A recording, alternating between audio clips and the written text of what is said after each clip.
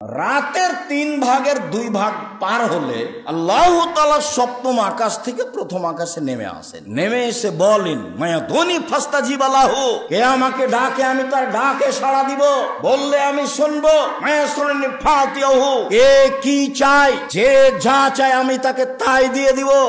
আলা কুল্লি শাইইন কাদির, তিনি সর্বশক্তিমান, সবকিছু করতে পারে। কে গাড়ি বাড়ি চায়, কে জমি জায়গা চায়, কে ছেলে মেয়ে চায়, কে বিপদ থেকে বাঁচতে চাই, যে যা চায় আমি তাকে সেটাই করে দিব।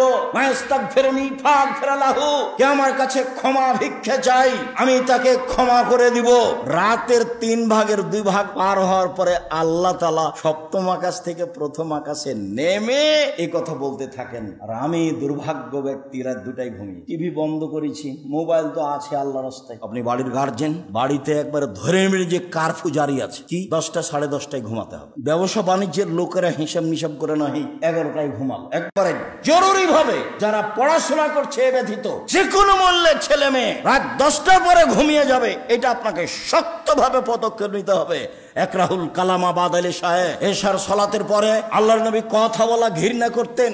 একরাহুল নাওমা কাবলার এশায়ে, এশার সালাতের পূর্বে আল্লাহ রাসূল ঘুমিয়ে যাওয়া ঘৃণা করতেন। এশার সালাতের পূর্বে ঘুমিয়ে যাওয়া ঘৃণা করতেন, এশার সালাতের পরে কথা বলা ঘৃণা করতেন।